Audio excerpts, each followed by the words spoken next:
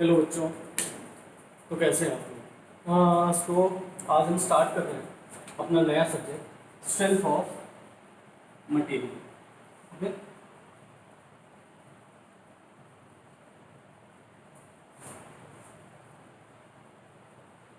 इसको कहीं कहीं पर मैकेनिक्स ऑफ सॉलिड भी बोलते हैं, है ना। फोम या एमओएस दोनों एक ही बात। ओके, सबसे पहले समझिए स्ट्रेंथ ऑफ मटेरियल क्या है। ये ब्रांच है मैकेनिक्स की, है ना। और जो मैकेनिक्स है वो डील करती है फोर्स में, एनर्जी में और इसके इफेक्ट्स में। फोर्स, एनर्जी और इसके इफेक्ट्स में डील करती है जो आपकी ये ब्रांच ऑफ मैकेनिक्स। ओके, तो बिकॉज ये रिवीजन वीडियो है तो इसलिए हम थोड़ा सा क्विकली पढ़ेंगे चीज़ों को, और मैं प्रूफ जो इम्पोर्टेंट है वो करा दूँगा। बाकी आपको सिर्फ कॉन्सेप्ट समझा दूँगा ताकि आपके ऑब्जेक्टिव एग्जाम में ये आपको हेल्प करे। ओके, तो हम पहला चैप्टर स्टार्ट करते हैं। इसमें जो है स्ट्रेसेस एंड स्ट्रेन। ओके, सबसे पहले हम आते हैं स्ट्रेस। अब स्ट्रेस क्या है, ठीक है। स्ट्रेस है आपका resisting force per unit area. Okay, अब इसको समझने के लिए सबसे पहले हमें समझना होगा कि हमारा रेजिस्टिंग फोर्स क्या है, ठीक है। जब भी आप मेंबर में कोई फोर्स लगाते हो, ठीक है, सपोज कोई ब्लॉक है आपके पास, इस ब्लॉक में आपने कोई फोर्स लगाया, ठीक है। अब जब आप फोर्स लगाओगे तो समझने वाली बात क्या है, फोर्स एक्सटर्नली लगा पाओगे आप, है ना। अगर मैंने बोला है कि मैं इस बॉल पे कोई फोर्स लगाता हूँ तो मैं बॉल के अंदर जाके तो लगाऊंगा नहीं, फोर्स बाहर से ही लगेगा, मतलब फोर्स हमेशा क्या होगा, एक्सटर्नल। ओके, अब ये हमें समझ में आ गया कि एक्सटर्नल फोर्स लगाया है। सबसे पहले समझ लीजिए हम फोर्स कितने तरीके से लगा सकते हैं, है ना। सबसे पहले तो इसमें इस तरीके से फोर्स लग सकता है ना, जिसे हम बोलते हैं पुश, ठीक है, या फिर इस तरीके से फोर्स लग सकता है जिसे हम बोलते हैं। तो ये दो तरीके के फोर्स हो गए जो एक्सटर्नली हम लगा रहे हैं। अभी हम रजिस्टिंग फोर्स पर आएंगे।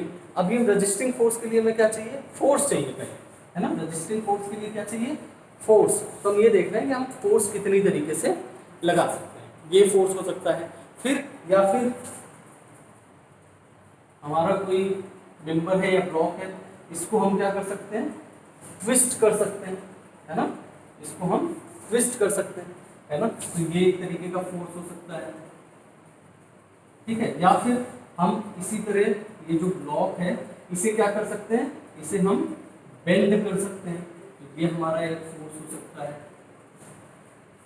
ठीक है। या फिर हम और क्या कर सकते हैं, सपोज ये हमारा ब्लॉक है ना, इसमें हमने फोर्स लगाया इस तरीके से। अब इस तरीके से फोर्स लगाओगे तो क्या होगा, इसकी जो लेयर्स हैं वो एक दूसरे के ऊपर स्लाइड करेंगे, है ना। आपने ऊपर से फोर्स लगाया है, फिर नीचे से फोर्स लगाया है, तो क्या करेंगे, स्लाइड करेंगे। लेयर स्लाइड करती है तो इसे हम बोलते हैं शियर, है ना। आप सब लोग पढ़ चुके होंगे, सिर्फ रिवीजन करा रहा हूँ मैं। इसे हम क्या बोलते हैं, शियर। तो हम इतने तरीके के फोर्स अपने मेंबर पे लगा सकते हैं, ठीक है। अब जैसे ही हम ये फोर्स लगाएंगे तो मेंबर क्या करेगा, इसे रजिस्ट करने का ट्राई करेगा, है ना। रजिस्ट करने का ट्राई करेगा तो वो वापस से आप पर कोई फोर्स लगाएगा इस फोर्स के रेजिस्टेंस में, ठीक है।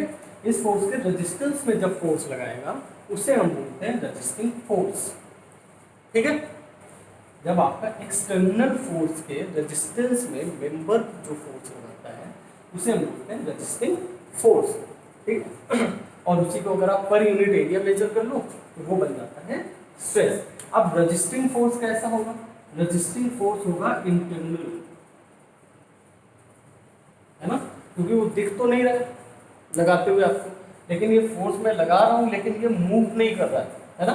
मतलब कोई तो रजिस्टिंग फोर्स आ रहा होगा, मतलब वो रजिस्टिंग फोर्स कहाँ से आ रहा है, अंदर से आ रहा है। तो रजिस्टिंग फोर्स कैसा होता है, इंटरनल। सो कहीं कहीं पर बुक में ये भी लिखा होता है internal resistance offered by the member of the body per unit area is termed as the stress।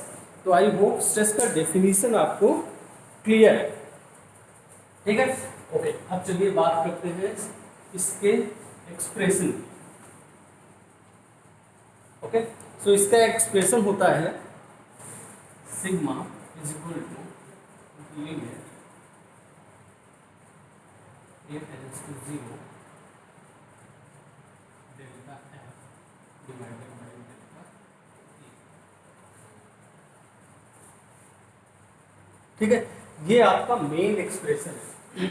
आपने जो पढ़ा है एक्सप्रेशन उस पर भी आऊंगा मैं, है ना, लेकिन पहले समझिए क्योंकि यहीं पर कॉन्सेप्ट बनता है।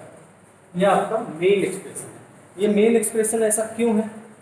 क्योंकि देखो सब जगह एरिया आपका ऐसा नहीं है ना कि आपने मेंबर पे जहाँ जहाँ पर भी फोर्स लगाया है वो सारा, अब यहाँ पर ये जो डेल्टा एफ है ये रेजिस्टेंस, ये रजिस्टिंग फोर्स है, फोर्स नहीं है आपका, है ना, जो आपने फोर्स लगाया है वो नहीं है, ये है रजिस्टिंग फोर्स। ओके, सो इसका रीजन क्या है कि छोटे छोटे आपका देखिए बहुत, जब आप मेंबर की बात कर रहे होते हैं तो उसमें बहुत छोटे छोटे एरिया होते हैं। अब जरूरी नहीं है कि वो सारे सेम हो, है ना, अगर वो सेम नहीं होंगे तो उसमें सेम स्ट्रेस नहीं होगा। हो सकता है कहीं पर डेंसिटी ज़्यादा हो, कहीं पर डेंसिटी थोड़ी कम हो। ठीक है, सो मोर और लेस जो ओरिजिनल एक्सप्रेशन है वो ये। ठीक है, अगर आप स्मॉल एरिया की बात करते हो तो क्या बन जाता है, ये स्मॉल एरिया की बात करते हैं तो ये बन जाता है डी एफ बाई डी। ठीक है, sigma is equal to D F by D F for small area. ठीक है, अब आप इसे इंटीग्रेट कर दो। जैसे इसे इंटीग्रेट करोगे क्या होगा, सिग्मा दोनों तरफ इंटीग्रेशन करना है हमें, तो क्या होगा इसका sigma D F is equal to sigma, sorry integration D F is equal to integration sigma D A. Okay, अब ये जो इंटीग्रेशन सिग्मा है ये वाला टर्म है, इसका एक्सप्रेशन हमें पता नहीं है ना कि ये कैसे मूव करता है। अगर एक्सप्रेशन हमें पता होता कहाँ से कहाँ तक जाता है ना, इसका अगर एक्सप्रेशन आप जानते तो आप लिमिट लगा देते, उस लिमिट के हिसाब से इंटीग्रेट कर देते, लेकिन वो तो पता नहीं। तो हम क्या एज्यूम करते हैं कि ये जो इंटीग्रेशन सिग्मा है, ये सिग्मा है, इसको हम एज्यूम कर लेते हैं एवरेज स्ट्रेस। अब एवरेज स्ट्रेस किसी का भी एक कांस्टेंट होगा। सपोज क्लास में आपके 40 स्टूडेंट्स हैं, है ना, सबका हाइट डिफरेंट है, बट उसका एवरेज क्या होगा, उसका एवरेज कांस्टेंट वैल्यू होगा। ठीक है, आपको ये तो वेरिएशन तो पता नहीं है कि हाइट कैसे मूव कर रही है, कितनी मूव कर रही है, कि उसका कोई एक जनरल एक्सप्रेशन है, वो तो नहीं पता है। बट जैसे ही आप एवरेज की बात करते हैं तो क्या होता है, वो एक कांस्टेंट वैल्यू आ जाती है, तो इसे हम लिख देते हैं एवरेज, है ना। तो ये कांस्टेंट हो जाता है तो बाहर आ जाता है, तो ये हो जाता है F sigma average multiplied by integration of D is A. So F upon A is equal to sigma. ये एक्सप्रेशन हम जो पढ़ते हैं जब, हालांकि ये है सिग्मा एवरेज। ठीक है, जो स्ट्रेस हमें मिलती है वो क्या होती है, एवरेज। और ये है यहाँ पर रजिस्टिंग फोर्स, जिसको हम इक्वल मान लेते हैं अप्लाइंग फोर्स। क्यों मान लेते हैं, और आप कहोगे सर हमेशा बराबर तो होगा, नहीं ऐसा नहीं है बराबर। मैं बताता हूँ क्यों। यार जब अगर फोर्स लगाया मैंने और हाथ मूव कर गया है ना, तब इसका मतलब इसने रेजिस्टेंस ऑफर नहीं किया, है ना। जहाँ से सपोज मैंने यहाँ पे फोर्स लगाया और यहाँ आके उसने रेजिस्टेंस ऑफर करना स्टार्ट किया, है ना, तो कुछ फोर्स तो उसने अपना काम कर लिया होगा ना, कुछ फोर्स ने अपना काम कर लिया होगा इसको वापस पीछे करने में।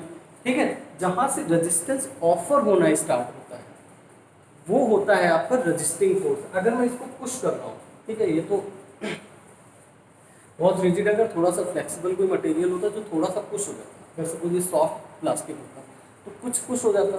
जैसे मैं आपको एग्जांपल दूँ, जो हम नॉर्मल क्रिकेट बॉल खेलते हैं उसको आप दबाओ तो कुछ दब जाती है ना, उसके बाद रेजिस्टेंस आना स्टार्ट होता है, उसके बाद आप उसे नहीं दबा सकते।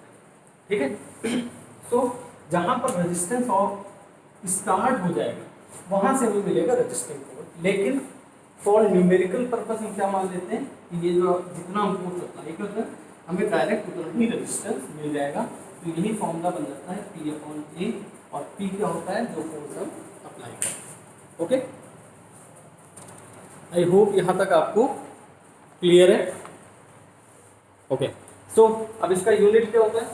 यूनिट होता है अगेन न्यूटन पर मीटर स्क्वायर, जिसको हम क्या बोलते हैं? पास्कल भी बोलते हैं, है ना। पास्कल प्रेशर का यूनिट होता है और ये प्रेशर का ही रेजिस्टेंस है, तो ऑब्वियसली जो आप दोगे वही आपको मिलेगा।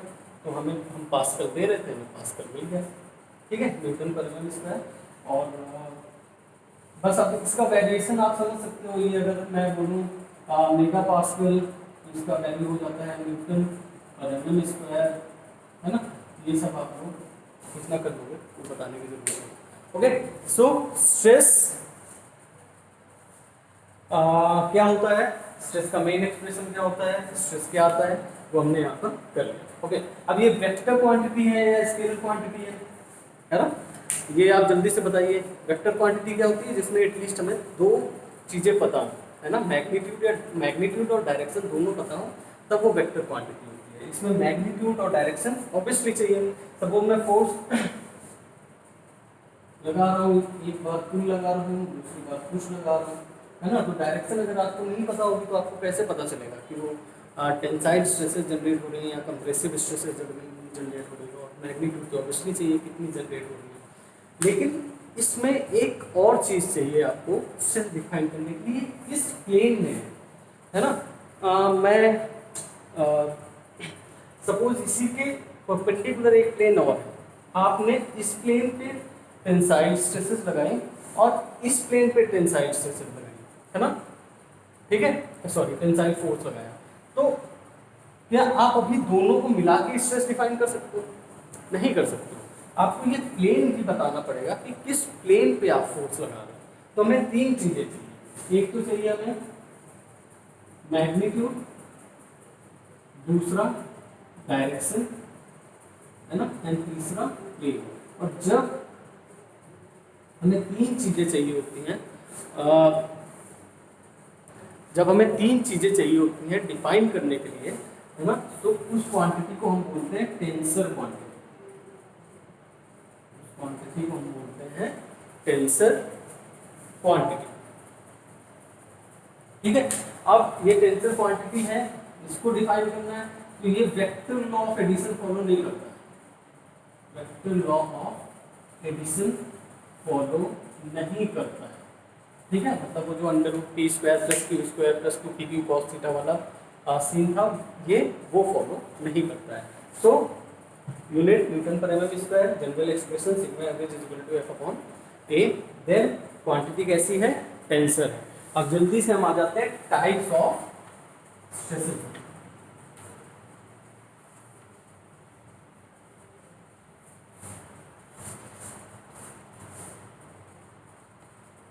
ओके, टाइप्स ऑफ स्ट्रेसेस, है ना।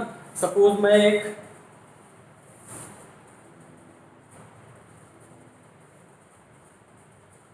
ब्लॉक ले लेता हूँ, बिकॉज इसके लिए प्लेन चाहिए हमें, है ना। स्ट्रेसेस डिफाइन करने के लिए क्या है? टेंसर क्वांटिटी है, और हमें डायरेक्शन मैग्नीट्यूड के साथ प्लेन भी चाहिए। ओके, सो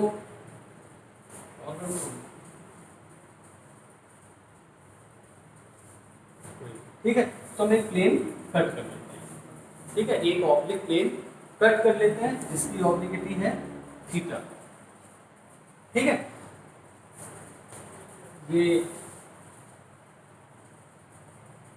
न्यूट्रल एक्सिस है, ठीक है। न्यूट्रल एक्सिस आपको सबको पता है, अगर नहीं है तो हम आगे वाले लेक्चर्स में कवर करेंगे। ओके, अब इसके परपेंडिकुलर या फिर कह सकते हो नॉर्मल, इस प्लेन के नॉर्मल जो स्ट्रेसेस लगेंगे हमारे, वो होंगी हमारी नॉर्मल स्ट्रेसेस, है ना, नॉर्मल स्ट्रेसेस। और इसके परपेंडिकुलर जो स्ट्रेसेस, सॉरी पैरेलल या टेंजेंशियल जो स्ट्रेसेस लगेंगी, वो कौन सी होंगी? हमारी टेंजेंशियल स्ट्रेसेस, ठीक है। और इसी को क्या बोलते हैं? शियर स्ट्रेसेस, ठीक है। एक प्लेन, हमने एक प्लेन कट कर लिया, ठीक है, कुछ भी मान लो इसको, वाई गैस कुछ भी नाम लो, उसके नॉर्मल, उस प्लेन के नॉर्मल जो स्ट्रेसेस होंगी वो क्या होंगी? हमारी नॉर्मल स्ट्रेसेस। और जो उसके पैरेलल स्ट्रेसेस होंगी वो होंगी टेंजेंशियल और शियर स्ट्रेसेस। अब अगर यही चीज, ये जो ऑब्लिक्विटी है आप, ठीक है, ये ऑब्लिक्विटी अगर 90 डिग्री हो जाएगी तो क्या होगा, ये ऑब्लिक्विटी 90 हो जाएगा तो ये प्लेन ऐसा आ जाएगा, है ना। ठीक है, अगर इसकी ऑब्लिक्विटी सपोज 90 डिग्री हो गई तो ये प्लेन ऐसा आ जाएगा। So if theta is equal to 90 degree, तो जो स्ट्रेसेस हैं वो बन जाती हैं आपकी लॉन्गिट्यूडनल स्ट्रेसेस, लॉन्गिट्यूडनल स्ट्रेसेस। ठीक है, अब लॉन्गिट्यूडनल स्ट्रेसेस दो तरीके की होती हैं, ठीक है, थोड़ा सा दो तरीके की होती हैं। अगर आप टेंसाइल फोर्सेस लगाओगे यानी पुल करोगे तो जो आपकी स्ट्रेसेस होंगी वो टेंसाइल स्ट्रेसेस बन जाती हैं, और अगर आप पुश करोगे यानी कंप्रेसिव फोर्स लगाओगे, और कंप्रेसिव फोर्स लगाओगे तो क्या हो जाएंगी आपकी कंप्रेसिव स्ट्रेसेस हो जाती है। मैं फोर्स बोल रहा हूँ क्योंकि अप्लाइंग फोर्स और रेजिस्टिंग फोर्स को मैंने बराबर मान लिया है, ठीक है, अभी हमने पढ़ा था। हालांकि ये जो यहाँ पर जो स्ट्रेसेस आएंगी वो टेंसाइल रेजिस्टिंग फोर्सेस की वजह से आएंगी, यहाँ पर जो कंप्रेसिव स्ट्रेसेस आएंगी वो कंप्रेसिव रेजिस्टिंग फोर्सेस की वजह से आएंगी। ठीक है, तो जैसे ही ऑब्लिक्विटी आपकी 90 डिग्री हो जाती है, जो आपकी स्ट्रेसेस होती हैं वो लॉन्गिट्यूडनल स्ट्रेसेस हो जाती हैं, और वो दो तरीके की होती हैं, टेंसाइल एंड कंप्रेसिव। ओके, और यहाँ पर जो स्ट्रेसेस लग रहे होंगे वो टेंजेंशियल स्ट्रेसेस होंगी या शियर स्ट्रेसेस होंगी। अब यहाँ पर जो लॉन्गिट्यूडनल स्ट्रेसेस हैं उसको हम डिनोट करते हैं सिग्मा से, ठीक है, और स्मॉल एफ से, ये इसका रिप्रेजेंटेशन होता है। और जो ये शियर स्ट्रेसेस होती हैं, ठीक है, इनको हम रिप्रेजेंट करते हैं टाउ से, ठीक है, द साइन इज टाउ। जो पैरेलल टू द प्लेन है, ठीक है, आइदर टू ऑब्लिक प्लेन, इसके पैरेलल स्ट्रेसेस हैं, या फिर जैसे ही आपने ऑब्लिक्विटी 90 डिग्री रखी है तो उस प्लेन के पैरेलल जो स्ट्रेसेस हैं वो शियर स्ट्रेसेस होंगे, और उसको हम डिनोट करते हैं टाउ से। अब ये नॉर्मल और टेंजेंशियल वैल्यूज हम आगे पढ़ेंगे, नॉर्मल स्ट्रेसेस उसमें कवर करेंगे। अब हम आगे चलते हैं स्ट्रेन में। ओके, सो स्ट्रेन क्या होता है?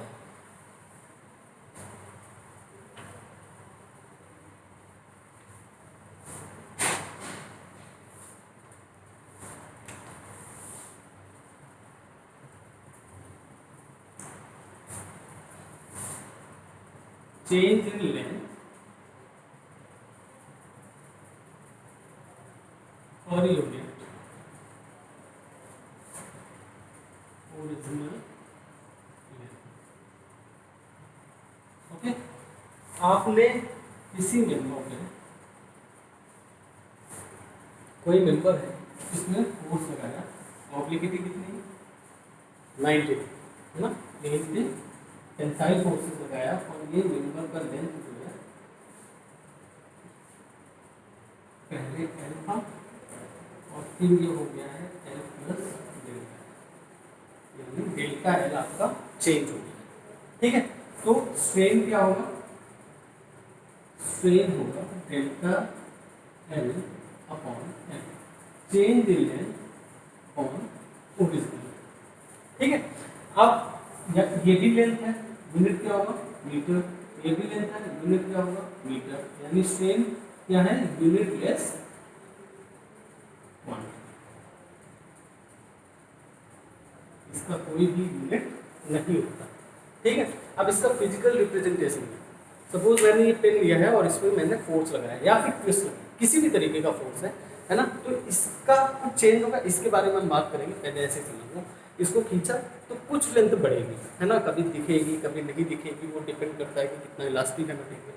ठीक है, सो इसकी लेंथ बढ़ेगी, जैसे ही इसकी लेंथ बढ़ेगी तो जितनी बढ़ रही है, अब क्या होगा, मेंबर जैसे ही लेंथ बढ़ना स्टार्ट हुई, मेंबर ने कहा नहीं नहीं नहीं, ये तो भाई मुझे बर्दाश्त नहीं है कि कोई मेरी लेंथ बढ़ाए या फिर कम करे, अगर पुश कर रहे हो तो उसने क्या किया, रजिस्ट करना स्टार्ट किया, रजिस्टेंस ऑफर करना स्टार्ट किया। सो पहले स्ट्रेन है ना, पहले लेंथ चेंज होगी या क्रॉस सेक्शन चेंज होगा, जैसे ही चेंज होगा फिर क्या होगा, फिर रेजिस्टेंस ऑफर करना आपका मेंबर स्टार्ट करेगा, और उस रेजिस्टेंस की वजह से आपको स्ट्रेस मिलेगी। तो पहले क्या आता है स्ट्रेन, फिर क्या आता है स्ट्रेस, है ना। इसमें कुछ रिलेशनशिप होता है, बस हम 2-3 मिनट में उसमें पढ़ने वाले हैं कि क्या कैसे रिलेशन होता है। ओके, देन स्ट्रेन हो गया, तो लॉन्गिट्यूडिनल स्ट्रेन को आपको क्लियर है। नॉर्मल स्ट्रेन इसको हम डिनोट करते हैं स्ट्रेन को ई से और एप्सिलॉन से, ठीक है। स्ट्रेन को ई से और एप्सिलॉन से डिनोट करते हैं। अब ये तो हो गया जब आपने नॉर्मल क्या लगाया है, नॉर्मल फोर्स लगाया है। तो नॉर्मल फोर्स लगाया है तो यहाँ पर स्ट्रेन जो मिलेगी वो भी कौन सी मिलेगी, नॉर्मल स्ट्रेन। अब टेंजेंशियल स्ट्रेन की बात करते हैं। टेंजेंशियल स्ट्रेन में क्या होगा, अब ये हटा देते हैं, है ना। अब हम ऐसे फोर्स लगा रहे हैं, ठीक है। अब ऐसे फोर्स लगा रहे हैं तो क्या होगा, ये जो पार्ट है अगर हम इसको ऐसे स्लाइड कर रहे हैं तो ये पार्ट कुछ ऐसे मूव कर जाएगा, इस तरीके से हो जाएगा। ये सपोज क्या है थीटा। अब यही चेंज है आपका, ओके।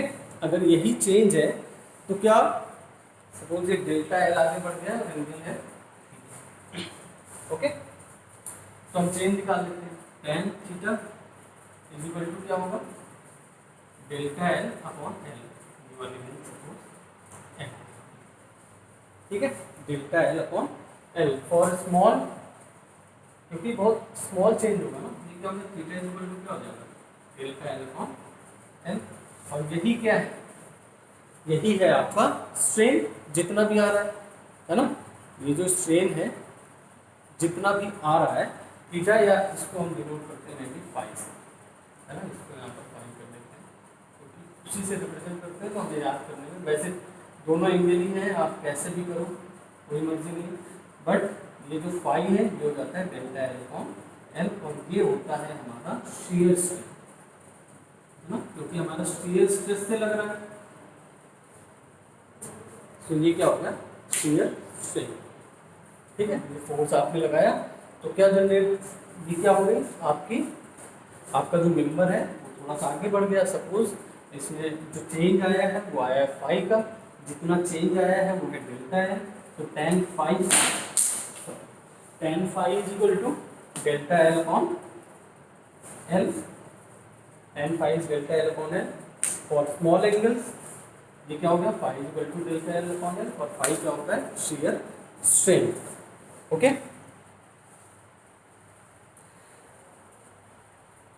आई होप यहाँ तक सभी को क्लियर है, ओके। नेक्स्ट, अब क्या होता है इसमें स्ट्रेन में, थोड़ा सा आगे बढ़ते हैं।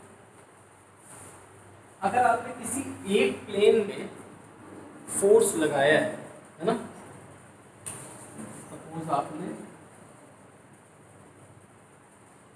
ये आपका मेंबर है, ठीक है, और आपने ऐसे फोर्स लगाया। अब क्या होगा इससे, इधर तो आपका स्ट्रेन आएगा ही, है ना, इधर तो आपका स्ट्रेन आएगा, मतलब चेंज इन लेंथ हो गई। आपके दूसरे डायरेक्शन में भी चेंज इन लेंथ, है ना। सपोज आपने एक्स डायरेक्शन प्लेन आपका एक्स वाई है और आपने एक्स पे फोर्स लगाया है ना। फोर्स लगाने की वजह से स्ट्रेन आया, फिर रेजिस्टिंग फोर्स आया, फिर स्ट्रेस आया। सो एक्स डायरेक्शन में तो स्ट्रेन आएगा ही, लेकिन उसका इम्पैक्ट आपका वाई डायरेक्शन में भी पड़ेगा, वहाँ पर भी स्ट्रेन आएगा, ठीक है। मैं और एग्जांपल देता हूँ आपको। सपोज एक बलून है आपके पास, बलून को आप पुश करेंगे, है ना। जैसे ही आप बलून को दबाओगे क्या होगा, बलून इधर से तो इसका क्या हो रहा है, डेप्थ कम हो रहा है ना, बट इधर से ये बढ़ता है ना। मतलब एक डायरेक्शन में, सपोज ये एक्स प्लेन है, ये वाई प्लेन, तो एक्स प्लेन में तो बलून दब रहा है ना, यानी एक्स प्लेन में कोई स्ट्रेन आ रहा है, लेंथ कम हो रही है या डेप्थ कम हो रही है या डायमेंशन कम हो रही है, कुछ भी बोल लीजिए, और दूसरे डायरेक्शन में बढ़ रहा है, ठीक है। मतलब एक डायरेक्शन में फोर्स लगाने का इम्पैक्ट आपका दूसरी डायरेक्शन में भी आता है, यानी लॉन्गिट्यूडनल डायरेक्शन में जब आप फोर्स लगाते हो, ठीक है, उसका इम्पैक्ट लेटरल डायरेक्शन में भी आता है, और जिसे हम बोलते हैं लेटरल स्ट्रेन, ठीक है, इसे हम बोलते हैं लेटरल स्ट्रेन, ठीक है। और ये डिफाइन कैसे होता है,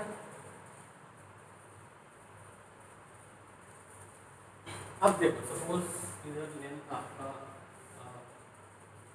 फॉर्मूला तो यार सेम ही है ना, ये लेंथ एल है और ये है सपोज डी मान लो, इसे कुछ भी मान लो, कुछ भी मान लेना, और आपने ऐसे फोर्स लगाया है ना। सो लॉन्गिट्यूडिनल स्ट्रेन कितना होगा, डेल्टा एल अपॉन एल, है ना, और लेटरल स्ट्रेन कितना हो जाएगा, लेटरल स्ट्रेन कितना हो जाएगा, डेल्टा डी अपॉन डी। मतलब कि अगर ये थोड़ा सा ये बढ़ा है तो ये ऑब्वियसली कम होगा ना, कितना बता देना ये ऐसे हो जाएगा, है ना। तो जितना था पहले ये डी था, अभी क्या हो गया है, डी माइनस डेल्टा डी हो गया, तो चेंज कितना है, डेल्टा डी का है ना। तो that would be delta D by D. अब बिकॉज ये कम हो रहा है तो कभी कभी यहाँ पे माइनस होता है, वो हम अभी आगे पढ़ेंगे तब आपको समझ में आएगा, ठीक है। अब यहाँ से हमें इतना क्लियर है कि लॉन्गिट्यूडिनल स्ट्रेन का रिलेशन लेटरल स्ट्रेन से तो डेफिनेटली है ना, क्योंकि लॉन्गिट्यूडिनल स्ट्रेन की वजह से ही हमारा लेटरल स्ट्रेन आ रहा है। तो हमारे पास एक टर्म होता है जिसे हम बोलते हैं पॉइजन्स रेशियो, पॉइजन्स रेशियो, और इसको हम यूज करते हैं मीन से, ठीक है। ये टर्म डिफाइन करता है relationship between lateral strain and longitudinal strain, ठीक है। और ये होता है lateral strain divided by longitudinal strain, ठीक है। तो पॉइजन्स रेशियो क्या होता है, पॉइजन्स रेशियो एक टर्म है जो डिफाइन करता है रेशियो, डिफाइन करता है रिलेशन लेटरल स्ट्रेन और लॉन्गिट्यूडिनल स्ट्रेन का, और वो क्या होता है, mu is equal to lateral strain divided by longitudinal strain. अब इसकी जो वैल्यू होती है पॉइजन्स रेशियो की वो अलग अलग होती है डिफरेंट डिफरेंट मटेरियल के लिए। थ्योरेटिकली ये वैल्यू लाई करती है आपकी -1 to 0.5, ठीक है। जो इसकी वैल्यू है वो थ्योरेटिकली लाई करती है -1 to 0.5, लेकिन हाँ ये होती है आपकी थ्योरेटिकल वैल्यू, और जो प्रैक्टिकल वैल्यू है जो हम यूज़ करते हैं वो होती है आपकी 0 to 0.5, ठीक है। 0.5 सबसे ज़्यादा होती है रबर की, और 0, ठीक है। हम इसको एज्यूम करते हैं कि ये 0 जो होती है, 0 पॉइजन्स रेशियो, मतलब जितना लेटरल 0 पॉइजन्स रेशियो का क्या मतलब है कि लॉन्गिट्यूडिनल स्ट्रेन कितना भी आपका, लेटरल स्ट्रेन कितना है, 0, है ना, ये होता है आपका, ठीक है। और बाकी जो सारी वैल्यूज होती हैं जितने भी मेटल्स हैं या फिर एलॉयज हैं, है ना, इन सारी वैल्यू इन इसके बीच में ही लाई करती है। अगर सपोज आपको कुछ इंपॉर्टेंट वैल्यूज याद करनी है सो मेनली पूछी जाती है स्टील की, सो स्टील के लिए Poisson's ratio for steel is 0.2, ठीक है।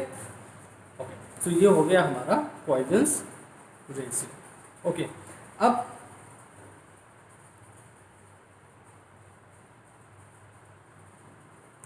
अब यहाँ से आपको क्लियर है। सपोज अगर आपको तीसरी डायरेक्शन में भी देखना पड़े, ये है ना, सपोज आपका 3D ब्लॉक है, तीसरी डायरेक्शन वो बिट वाली डायरेक्शन है, तो वहाँ पर लेटरल स्ट्रेन कितनी हो जाएगी, तो लेटरल स्ट्रेन कितना हो जाएगा, डेल्टा बी अपॉन बी, है ना। बस इतना ध्यान रखना कि अगर पुल लगा रहे हो आपका एक डायरेक्शन में स्ट्रेन आपका पॉजिटिव है ना, यानी लेंथ बढ़ रही है, तो बाकी दोनों डायरेक्शन में डेफिनेटली निगेटिव होगा, है ना। मैंने आपको एग्जांपल देके समझा ही दिया है कि अगर सपोज बलून है तो वो दूसरे डायरेक्शन में आपका, अगर एक तरफ पुश कर रहे हो तो दूसरे डायरेक्शन में बढ़ेगा, या एक तरफ अगर खींच रहे हो तो दूसरे डायरेक्शन में कम होगा, है ना। तो अगर आपको वॉल्यूमेट्रिक स्ट्रेन निकालनी है तो volumetric strain in length plus in width in depth ये हो जाएगी, मतलब longitudinal plus lateral, longitudinal is delta L by L minus delta D by D minus delta B by D,